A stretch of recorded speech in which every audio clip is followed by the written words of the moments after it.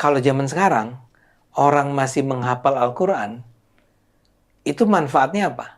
Anda setuju nggak kalau saya katakan bahwa kalau gitu, sekarang tuh menjadi tidak relevan lagi atau tidak menjadi sebuah kebutuhan yang prioritas untuk memiliki para penghafal. Karena kayak Anda aja tadi kan, begitu Anda lupa, Anda langsung klik keluar si Ali Imran, si Al-Maidah, si Az-Zariyat dan segala macam. Jadi what is the purpose? Apa manfaatnya bahwa ada banyak orang di Indonesia ini, di seluruh dunia menghafalkan Al-Quran? Ya, aku setuju. Itu makanya aku ingin menyanggah opini Bang Ade tentang aku, yang mana Bang Ade bilang aku hafal Quran itu luar biasa. Karena bagiku jadinya itu biasa aja, karena tidak ada manfaatnya.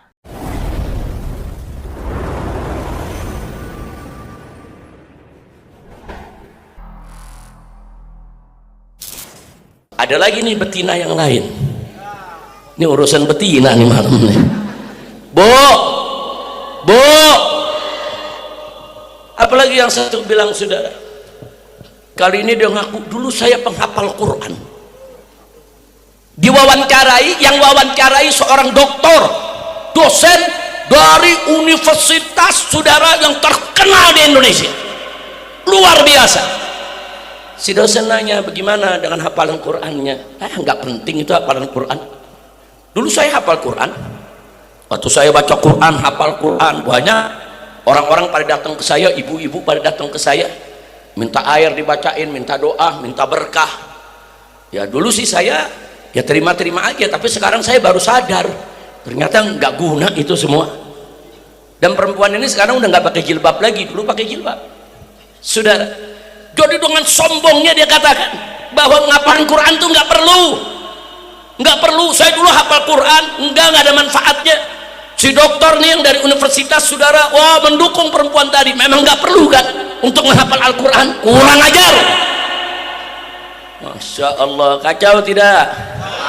Kacau tidak? Saudara, siapa bilang menghafal Quran itu tidak perlu? Dan siapa bilang menghafal Al-Quran itu tidak berguna? Tunggu dulu. Yang bicara seperti itu hanya orang bodoh. Tapi Habib itu kan yang bicara dulu hafal Quran dulu.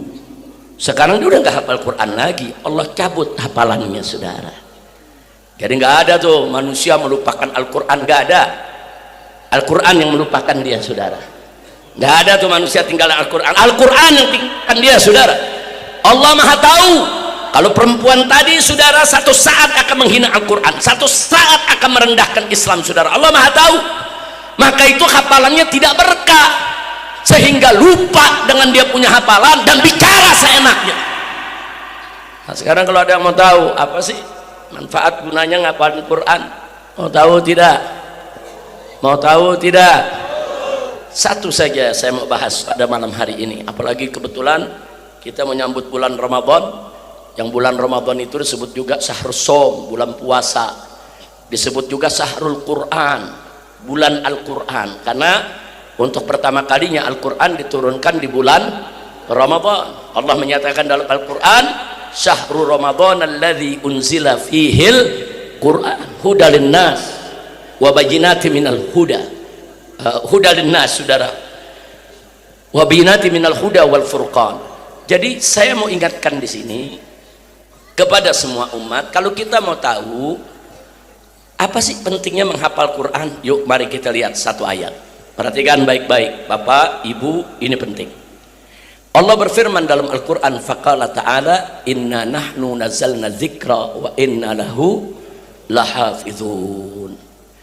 Kata Allah, sesungguhnya kamilah yang telah menurunkan az-dzikra, yaitu Al-Quran, wa inna lahu lahafizun, dan sesungguhnya kamilah yang akan menjaga Al-Quran. Bapak, Ibu, dalam ayat ini Allah menyebut dirinya dengan nahnu. Dalam bahasa Arab, nahnu itu artinya kami. Nah, pertanyaannya, kenapa Allah menggunakan kami? Kan Allah itu tunggal, satu, ahad, tidak berbilang, saudara. Nah, maka ada dua jawaban. Jawaban yang pertama, kenapa Allah gunakan nahnu dalam ayat tersebut? Yang pertama, lita'zim, untuk mengagungkan zatnya. Jadi dalam bahasa Arab, Bu, jangan disamakan dengan bahasa Indonesia. Kalau bahasa Indonesia, kami itu menunjukkan banyak, bukan satu orang.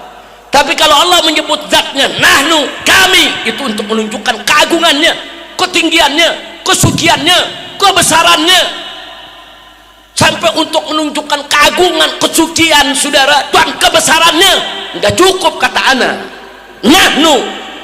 Nah, itu dalam bahasa Arab lita'zim, untuk pengagungan. Kira-kira jelas tidak? Hati-hati nih, kadang-kadang ada pendeta-pendeta yang ingin nyebarin kekacauan di tengah umat Islam. Dia pakai ayat ini, lihat tuh di Quran, Tuhan kalian itu mengatakan nahnu, berarti Tuhan kalian banyak dong. Nah, ini orang-orang yang nggak paham, yang nggak ngaji, gampang tertipu, saudara. Makanya lewat pengajian ini kita bekali. Jadi kalau besok ada yang ngomong begitu, mau bikin umat Islam murtad, itu udah tahu jawabannya. Tunggu dulu, nahnu itu nggak selalu berarti banyak. Nah, nahnu itu bisa digunakan lita'zim, saudara. Sama dalam bahasa Arab kata antum itu juga digunakan untuk lita'zim. Kadang-kadang murid mau bicara sama guru, nggak pantas dia bicara anta. Anta ya guru, nggak, dia bicara antum ya ustaz. Padahal gurunya satu, tapi disebut antum. Untuk apa? Ditakrim, untuk menghormati si guru. Itu berlaku dalam bahasa Arab, saudara. Kira-kira jelas tidak? Itu yang pertama. Kenapa Allah menggunakan inna nahnu nazzalna dzikra, nahnu, kami yang menurunkan Al-Quran? Satu jawabannya lita'zim, untuk mengagungkan zat Allah. Yang kedua, saudara, kalau Allah menyatakan wa inna lahu lahafizun, dan sesungguhnya kami yang akan menjaga Al-Quran itu. Nah, kata nahnu, saudara, itu menunjukkan ada unsur lain yang Allah libatkan dalam penjagaan Al-Quran. Seperti kalau Allah menyatakan dalam Al-Quran khalaqtul jinna wal ins. Jadi kalau dikatakan khalaqtu, saya menciptakan. Kalau Allah mengatakan khalaqtul insa, saya ciptakan manusia, berarti nggak ada unsur lain yang terlibat, hanya Allah sendiri yang menciptakan manusia. Seperti penciptaan Nabi Adam, seperti penciptaan Siti Hawa, Allah yang langsung menciptakan, tidak ada unsur lain dilibatkan. Khalaqtu, saya yang menciptakan. Tapi kalau Allah menyatakan khalaqnal insan, kami menciptakan manusia, artinya selain untuk takzim, mengagungkan zat Allah, juga rahim ibu kita, yang kemudian rahim ibu kita, yang kemudian berbuahlah sel telur tersebut menjadi janin di dalam rahim ibunya. Artinya apa? Ada unsur orang tua dilibatkan. Tetap yang menciptakannya adalah Allah, tapi Allah melibatkan unsur lain dalam penciptaan tersebut. Itulah rahasianya kenapa dikatakan khalaqnal insan, kami ciptakan manusia. Kira-kira jelas tidak? Kembali kepada soal Al-Quran, inna nahnu nazzalna dzikra, sesungguhnya kami yang menurunkan Al-Quran. Kok pakai kami? Satu, untuk takzim, pengagungan zat Allah. Yang kedua, ada isyarat dari Allah bahwa turunnya Al-Quran kepada kita nggak langsung dari Allah sampai ke kita, ada proses. Al-Quran turun, saudara, dari Allah kepada Nabi lewat malaikat Jibril alaihissalam. Nggak ada itu Al-Quran langsung kepada Nabi, saudara.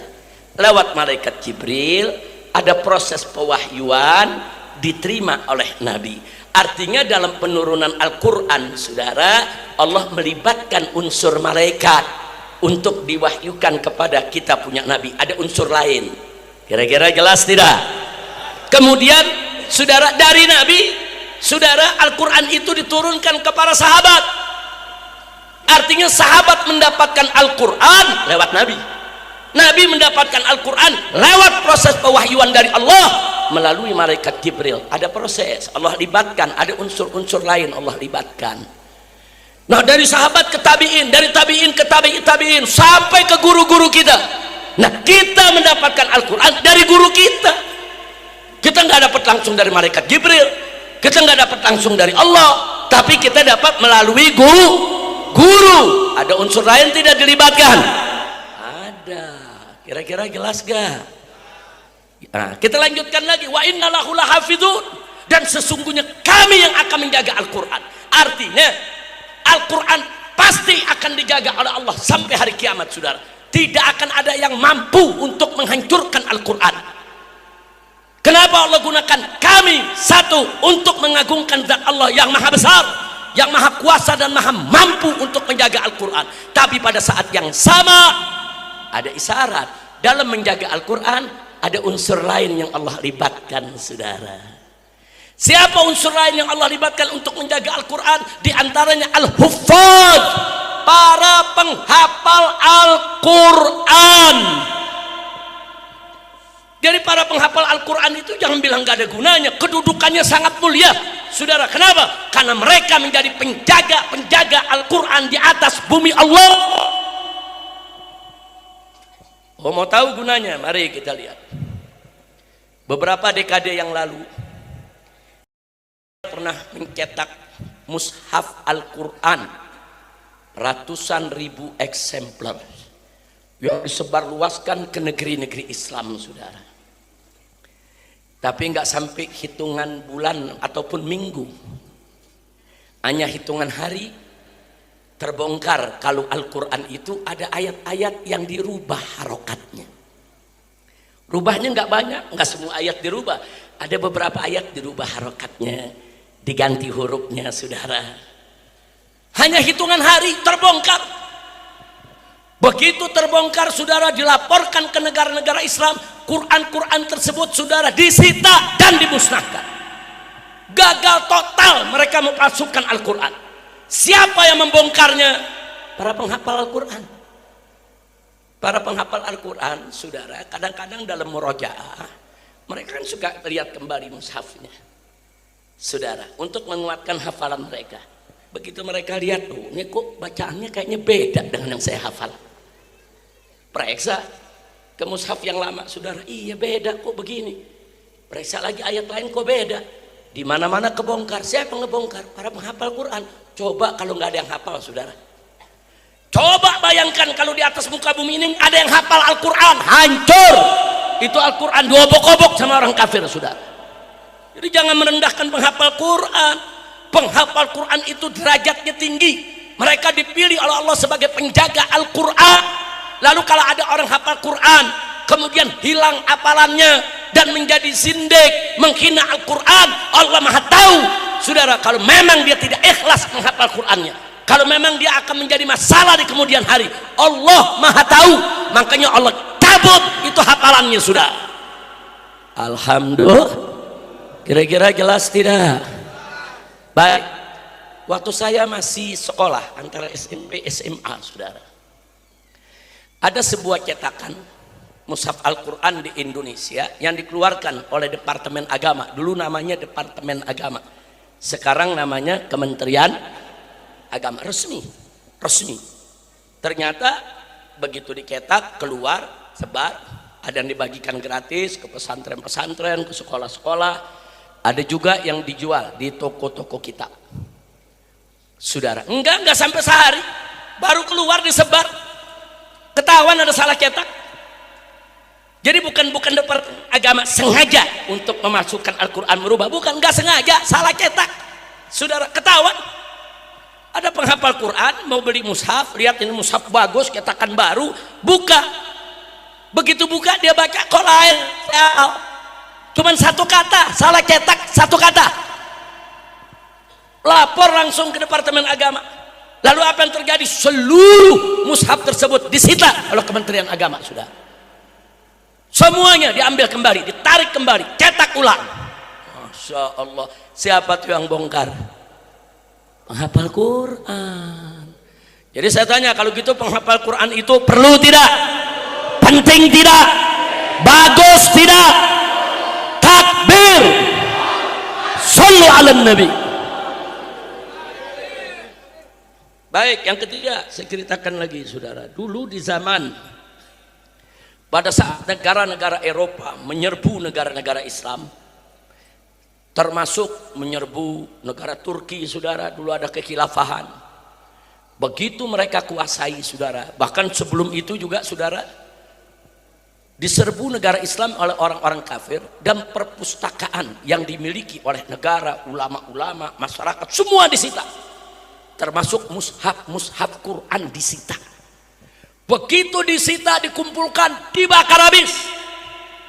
Bahkan dalam sejarah disebutkan, itu pembakaran dilakukan di pinggir laut, saudara, sampai debunya begitu masuk pinggir laut, laut berubah jadi hitam. Saking banyaknya mushaf Quran dan kitab yang dibakar.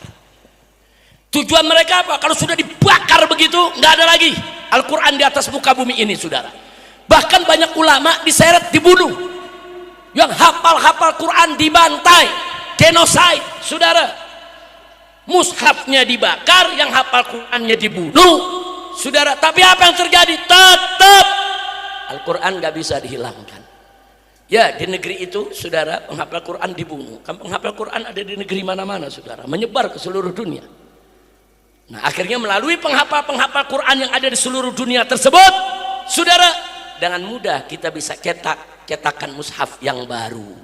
Saya tanya, itu jasa siapa? Penghafal Al-Quran. Jadi tolong diingat bahwa umat Islam sepanjang zaman, dari zaman Nabi sampai hari ini, mereka menyimpan Al-Quran bukan fis sutur, bukan di atas lembaran kertas sutur, tapi mereka menyimpan Al-Quran fis sudur, di dalam dada mereka, saudara. Jadi kalau mereka menyimpan Al-Quran fis sutur, di atas lembaran kertas, kertas dibakar, selesai. Tapi kalau mereka simpan fis sudur, di dalam dada mereka, dalam ingatan mereka, nggak ada yang bisa, saudara, untuk menghapuskan Al-Quran, kecuali mereka bunuh itu para penghafal Al-Quran. Tapi alhamdulillah, penghafal Quran bukan 10-20 orang. Kalau di dunia ini yang hafal Quran cuma 10 orang, 20 orang, selesai, saudara. Bakar Qurannya, bunuh yang hafal. Terus mau kemana kita cari Al-Quran? Tapi sekarang jangankan di dunia Arab sana, saudara, di Indonesia saat ini penghafal Quran udah ratusan ribu orang, saudara. Alhamdulillah. Wow, sekarang penghafal Quran di Indonesia banyak ratusan ribu orang. Nah, itulah tadi makanya Allah nyatakan, wa innalahu lahafizun. Kami yang akan jaga Quran. Jadi Allah jaga itu Al-Quran, diantaranya dengan cara, saudara, melalui hafalan-hafalan hamba-hambanya yang dipilih oleh Allah. Alhamdulillah. Kira-kira yang saya sampaikan jelas tidak? Semuanya jelas tidak? Jadi saya mau tanya sekali lagi, penghafal Quran penting tidak? Perlu tidak? Bagus tidak? Berguna tidak? Takbir. Terus ada doktor, saudara, begitu dosen di UI lagi, saudara, mengatakan nggak perlu itu, pala lu bomenyan. Doktor-doktoran kali ya.